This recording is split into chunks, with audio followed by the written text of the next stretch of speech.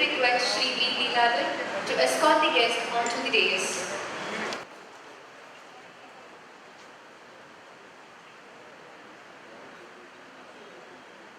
Each new day is a new opportunity to improve yourself. Take it and make the most of it. A very good afternoon and a hearty welcome to you all. Friends, we have gathered here today to have a dialogue series on professional managers.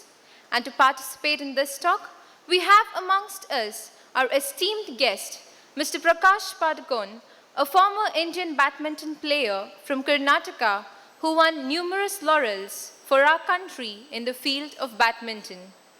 I, Dimple D'Souza, student of second year MBA, on behalf of the entire college, deem it an honor to welcome you, sir.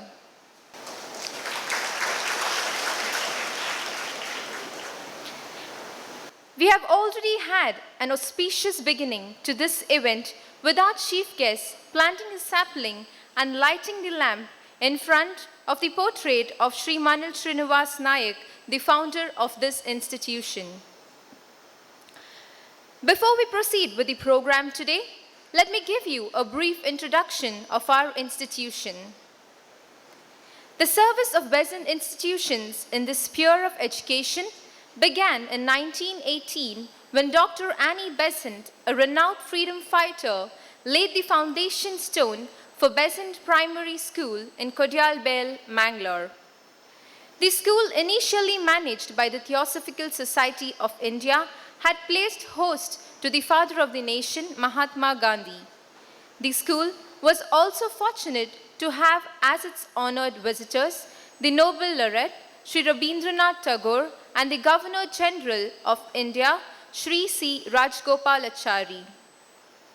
The Women's National Education Society, established in the year 1943, took over the school administration from the Theosophical Society.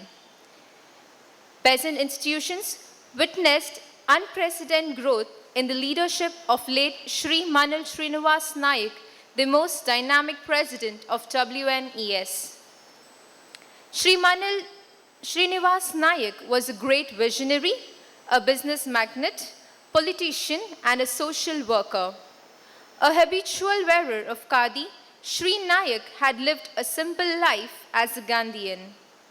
As president of Mangalore Municipal Corporation and member of Legislative Assembly, he had shown the path of integrity, honesty, and clean administration of highest order.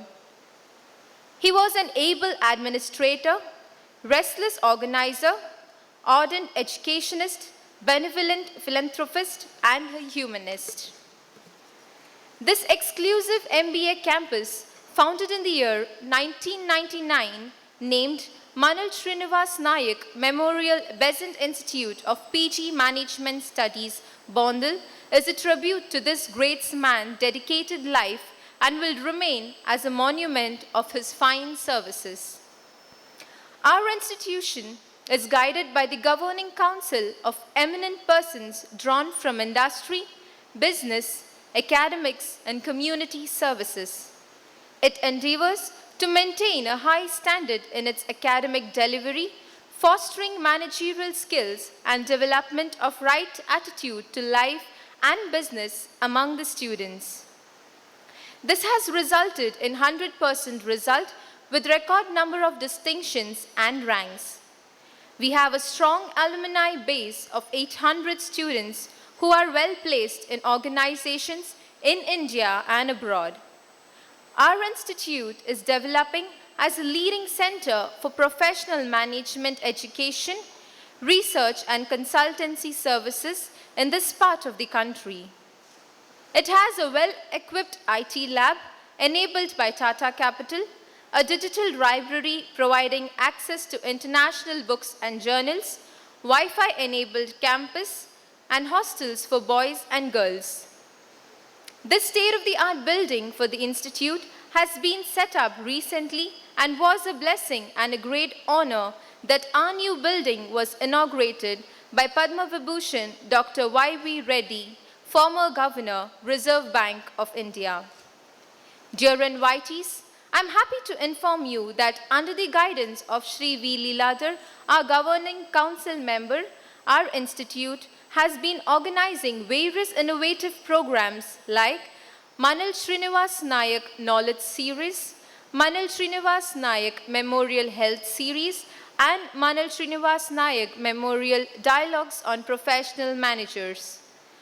Manal Srinivas Nayak Knowledge Series aims to disseminate knowledge by inviting eminent personalities from diverse industries who have delivered lectures in this series. In order to sensitize our students towards practicing a healthy life cycle, we have initiated Manal Srinivas Nayak Memorial Health Series. Eminent doctors from different fields in medicine have addressed our students. Today, we are all gathered here for a unique program, that is Manal Srinivas Nayak Memorial Dialogues on Professional Managers. Dialogue is a forum that allows participants to exchange information face-to-face, share personal stories and experiences, honestly express perspectives and clarify viewpoints. The nature of the dialogue process can motivate people to work towards change. We have planned to organize Manal Srinivas Nayak Memorial Dialogues on Professional Managers series by inviting inspirational people who have achieved pinnacle of success in their career. These people have inspired others not just by their achievements but also by their attitude and values. Prayer is a steering wheel that directs the path throughout. Request you to kindly rise as Ms. Archana and team lead us into prayer.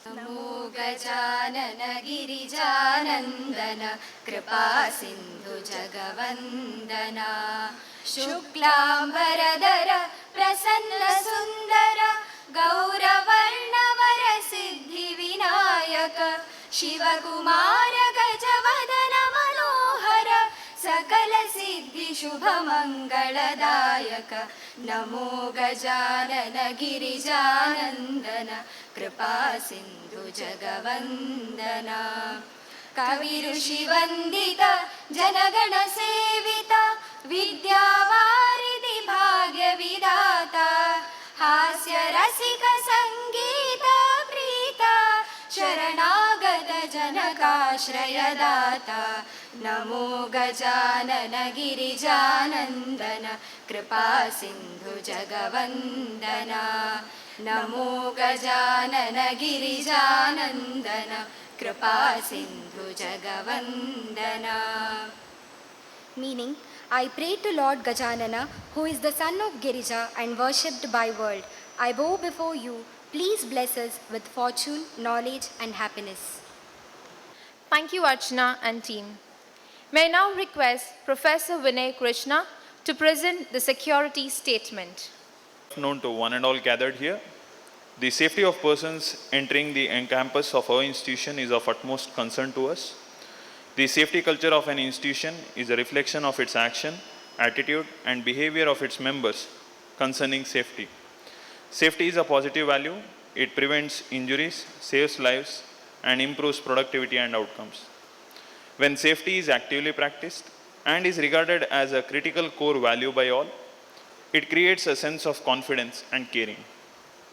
In unlikely event of any security threat during the program, Kindly follow the following steps. On hearing the safety alarm, our volunteers will guide the guests towards the nearest exit of the building. Please follow our volunteers. We will switch off computers, electrical appliances, and other equipments. Do not return to collect your belongings. Walk quickly and calmly by using the staircase while holding the railings to the open ground area. Do not use the lifts.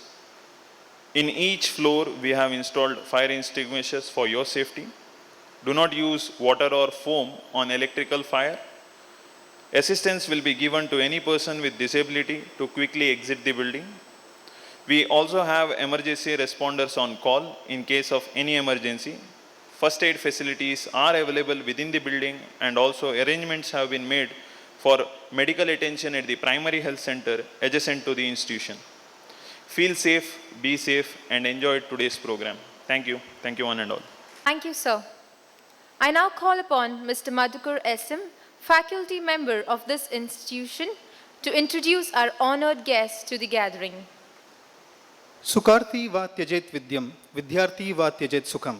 Sukarthino kuto vidya, kuto vidyarthina sukham. Those who are in pursuit of a comfortable life should forget about learning, and those who are in pursuit of learning should forget about comfortable living. Those who are after pleasures of life never become learned, and those who want to be learned should never expect to lead an easy life, as they have to toil to gain knowledge. Good afternoon, ladies and gentlemen. I deem it my privilege to present the welcome address. When one talks about sports in India, very few sportsmen have come anywhere close to Sri Prakash Padukone.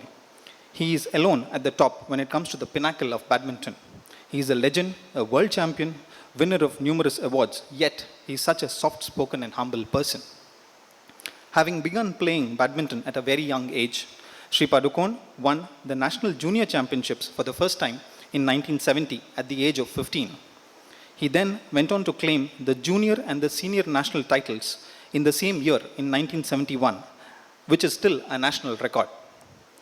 There was no looking back as he clinched the national senior championships for 9 years in a row from 1971 to 1979. In the year 1978, he won the prestigious Commonwealth Gold Medal at Edmonton in Canada. The following year, he won the English Masters at Royal Albert Hall, London. Scaling higher peaks in the world of badminton, he won the Danish Open, the Swedish Open, and the All England Championships in 1980.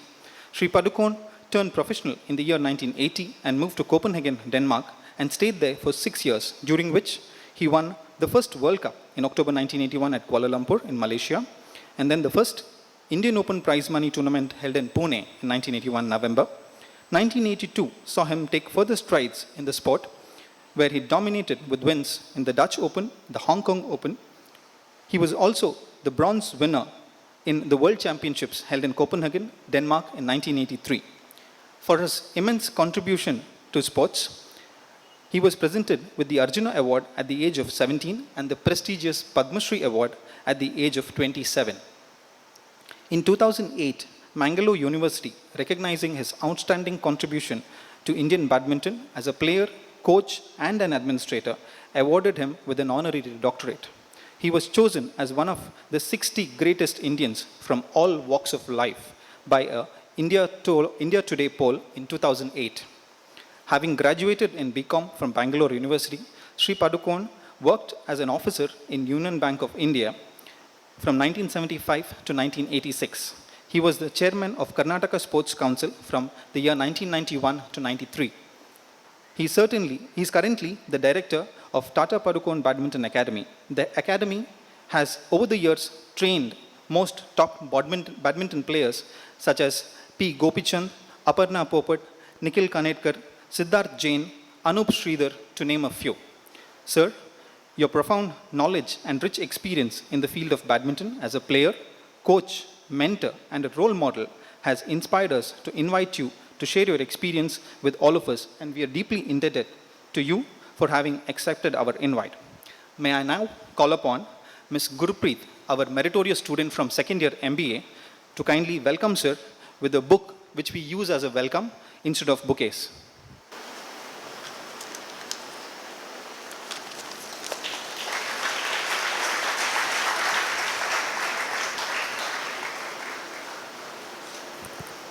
Thank you, sir. Distinguished audience, I consider it my privilege to introduce our host of today's dialogue series, Sri Vittaldas Leeladhar. Sri V. Leeladhar is a banker par excellence, a chemical engineer from Kerala University and a fellow of Indian Institute of Bankers, Mumbai. Sri V. Leeladhar has had a long and distinguished career in the banking industry.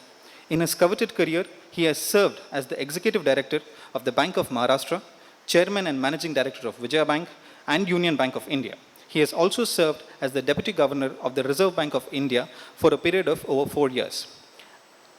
As the Deputy Governor of RBI, Sir's responsibilities included guiding and overseeing the challenging issues such as information technology, payment and settlement systems, and personnel management pertaining to commercial banks, financial institutions, and non-banking financial companies.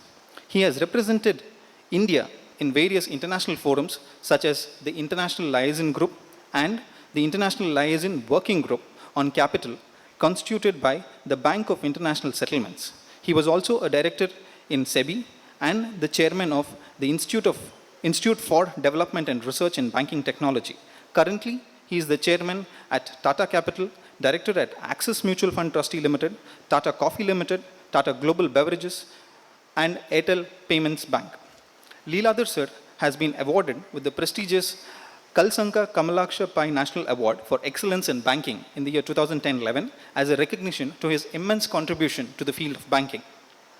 We here at MSNM Besant Institute of PG Studies are immensely blessed and fortunate to have Sri V. Leeladhar as our mentor.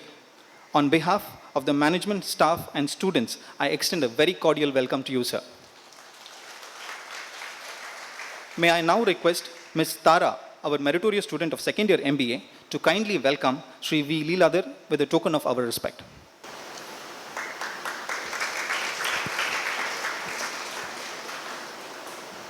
Immense pleasure, I welcome Sri Kudupi Jagdish Shenoy, President, Women's National Education Society, to this program. Sri Kudupi Jagdish Shenoy is a successful businessman in the hospitality industry and also well known for his social service activities. Sir has been our guide and pillar of support for all our activities of our institute and always inspires us to achieve excellence. A very special welcome to you, sir. Sri Manel Anappa Naik is a very dynamic and far-sighted Vice President of Women's National Education Society. Sir has been instrumental in planning and executing various developmental projects for our institute. His tireless zeal, perseverance, dedication, and bold vision to see this institute grow as one of the top management institutes inspires all of us to dream more and achieve the institute's vision. He is the proud son of late Sri Manil Srinivas Naik, the architect of Besant institutions. A very hearty welcome to you, sir.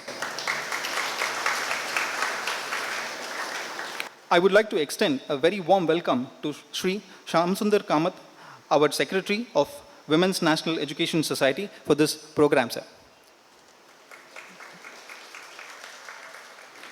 I also extend a very cordial welcome to all our Governing Council members, Sri Raghav Kamath, Sri Nagaranarayan Shenoy, Sri Suresh Malya, and Sri Jivandas Narayan for your gracious presence. I would like to take this opportunity to extend a very cordial welcome to Dr. Satish Shetty, Principal, Besant Women's College. Our institution is ably led by our esteemed director, Dr. Narayan Kayarkate. A very warm welcome to you, sir. Members of the institute as well as other Besant institutions, alumni and students. No function of this magnitude can be deemed successful without the active participation of the audience. The audience for today's dialogue series comprises of students from institutes of this region, people from the industry, academicians, badminton enthusiasts, and players from this region. I extend a very warm welcome to all the distinguished members of the audience.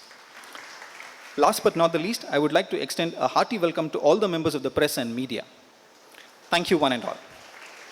Now request Sri V. Leeladhar to formally take over the dialogue series. Prakash, I am grateful to you for accepting our invitation to be with our students. My pleasure. Thank you. We are all very grateful to you, and I am sure the time they spend with you will be worth the same of gold. Or do we say platinum now? Yeah, platinum. it's a great opportunity for young people who are here. The whole idea of this series is to give them an opportunity to see a highly successful man, see how he has come up, what are the characteristics of a successful leader, and try to emulate that in their life so that they will also come up. This is the third talk we are having in this series. First, we got Praveen Kadle, who is MD of Tata Capital. Secondly, we had Vijay Siddhartha, who is the chairman of the Cafe Coffee Group, both of whom are well known to you. Yeah. And I am sure you will be the top of both these this thing which have happened in the past. I would like to start up with your maybe primary and secondary school, how it went, the life, how it went, and things like that. What I am looking at is what type of schools you went through, whether it was Kannada medium or whether it is English medium, whether it was in metro centers or whether it was small village, this thing. Who are the classmates of yours you still remember? Just to get an idea, together you started, how you have progressed, how the others have progressed, and maybe one or two teachers whom you will be remembering, why you are remembering. So this is what I thought I will place before you to start with. First of all, it's a great pleasure to be here. Mr. Leeladhar has been an eminent banker. Everybody knows about it. So when he invited, I couldn't say no. What I would like to do is generally go through my experiences as a student, then as a player, then as an administrator, as a coach. Basically my journey, my life, my life journey. And one can learn a lot. At the end of the session, we can see what are the lessons we can learn. You might wonder, he's played sport, like many of you may not be interested in sports. What relevance does it have for an MBA student or, for a student? But, at the end of it, you will realize that there are a lot of, factors which will be common, which can be applied, in sports, in life, in corporate world, as a student world. So I think initially, I'll just share my experiences, I'll just answer the questions, and then we can look at, what are the learnings from sport. We call it the learnings from sports. To maybe there'll be about 8 to 10 points, which we can summarize, and you will be free to choose whatever you feel is appropriate, for yourself. So basically, starting off, I'm born and brought up in Bangalore. I studied in a Kannada medium school till the 7th standard.